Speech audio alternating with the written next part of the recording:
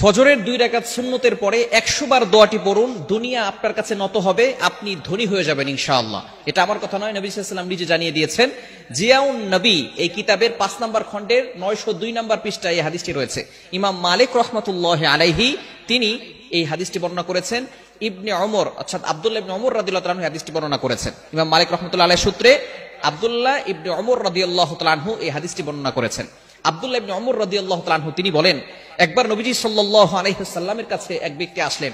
আসার পরে বললেন, ইয়া রাসূলুল্লাহ, ইয়া হাবিবাল্লাহ, দুনিয়া আমার কাছ থেকে বিমুখ হয়ে গিয়েছে, দুনিয়া আমার কাছ থেকে পৃষ্ঠ প্রদর্শন করেছে, দুনিয়া আমার কাছ থেকে হারিয়ে যাচ্ছে। ইয়া রাসূলুল্লাহ, আপনি আমাকে এমন কিছু আমল শিক্ষা দেন যাতে করে আমি দুনিয়ার কিছু সম্পদ উপার্জন করতে পারি। নবীজি সাল্লাল্লাহু আলাইহি সাল্লাম সেই সাহাবীকে বললেন, তুমি কি ফেরেশতাদের দোয়া ও আল্লাহ তাআলার সৃষ্টিজীবের সকল সৃষ্টিজীবের তাসবিহ তুমি পড়ো না? যেই তাসবিহের কারণে সকল সৃষ্টিজীবকে আল্লাহ পাক রব্বুল আলামিন রিজিকের ব্যবস্থা করেন, এই দোয়াটা কি তুমি পড়ো না? তখন নবীজি সাল্লাল্লাহু আলাইহি সাল্লাম এই দোয়াটা সেই সাহাবীকে শিক্ষা দিলেন। এই সাহাবী সেখান থেকে চলে গেলেন। চলে যাওয়ার পরে কিছুদিন তিনি আসলেন। আসার পরে বললেন, ইয়া রাসূলুল্লাহ, ইয়া হাবিবাল্লাহ, আপনি আমাকে যে দোয়াটা শিক্ষা দিয়েছিলেন এই দোয়াটার আমল আমি করেছি। এই আমল করার ফলে আল্লাহ পাক রব্বুল আলামিন আমাকে এত পরিমাণ সম্পদ দিয়েছেন, এই সম্পদ রাখার জায়গা এখন আর আমার কাছে নাই। সুবহানাল্লাহ বিহামদি। কালিমা যেটা আপনি কল্পনা করতে পারছেন, ছোট্ট একটি দোয়া, চমৎকার একটি দোয়া, সহজ একটি দোয়া, যে দোয়াটা পড়লে আল্লাহ পাক রব্বুল আলামিন আপনার কাছে দুনিয়াটাকে নত করে দিবেন। দুনিয়ায় আপনি আল্লাহ পাক রব্বুল আলামিন, দুনিয়াতেও আল্লাহ তাআলা সম্পদ দান করবেন, আখিরাতে আল্লাহ তাআলা আপনার জন্য সহজ করে দিবেন। চমৎকার একটি দোয়া হচ্ছে সুবহানাল্লাহি ওয়া বিহামদিহি সুবহানাল্লাহিল আযীম আস্তাগফিরুল্লাহ, সুবহানাল্লাহি ওয়া বিহামদিহি সুবহানাল্লাহিল আযীম আস্তাগফিরুল্লাহ। কখন পড়বেন? সুবহে সাদিকের সময়।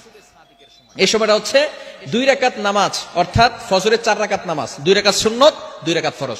2 রাকাত সুন্নতের পরে এবং ফরজের আগে এই সময়টা পড়লে বেশি গ্রহণযোগ্য হবে। এই সময় পড়লে, কেননা আজানের পরে ইকামতের আগে দোয়া করলে সেই দোয়াটা কবুল হয়, এটা আমরা অনেকে জানি না। আদ-দুআউ লা ইউরাদ্দু বাইনাল আযানি ওয়াল ইকামা, আজান এবং ইকামতের মাঝখানে যে দোয়াটা করা হয় সেই দোয়া আল্লাহ পাক রব্বুল আলামিন অ্যাকসেপ্ট করে নেন, কবুল করে নেন। এই সময় যদি আপনি 100 বার এই দোয়াটা পড়তে পারেন প্রতিনিয়ত, আল্লাহ পাক রব্বুল আলামিন আপনাকে ধনী বানিয়ে দিবেন, দুনিয়া আপনার কাছে নত করে দিবেন। সুবহানাল্লাহি ওয়া বিহামদিহি সুবহানাল্লাহিল আযীম আস্তাগফিরুল্লাহ। বুখারী শরীফের সর্বশেষ হাদিস। চমৎকার এই হাদিসের ভিতরে এই 2টি বাক্যের কথা উল্লেখ করা হয়েছে।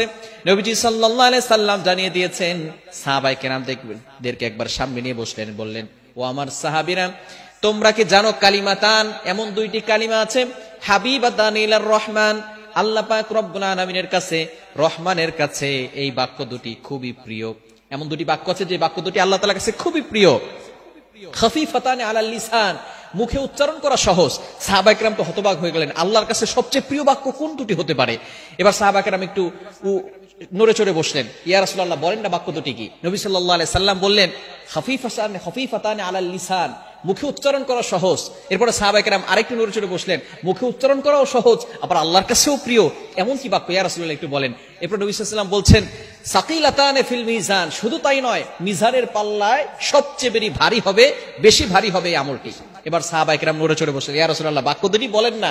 এবার নবী সাল্লাল্লাহু আলাইহি ওয়াসাল্লাম বলা শুরু করেছেন, সুবহানাল্লাহি ওয়া বিহামদি সুবহানাল্লাহিল আযীম, সুবহানাল্লাহি ওয়া বিহামদি সুবহানাল্লাহিল আযীম আল্লাহ তাআলার কাছে সবচেয়ে প্রিয় বাক্য। এজন্য আপনি সব সময়, শুধু ওই সময় না, শুধু সাদিকের সময় নয়, আপনি সব সময় ওই সময় পড়বেন এবং সব সময় পড়তে পারেন সুবহানাল্লাহি ওয়া বিহামদিহি সুবহানাল্লাহিল আযীম।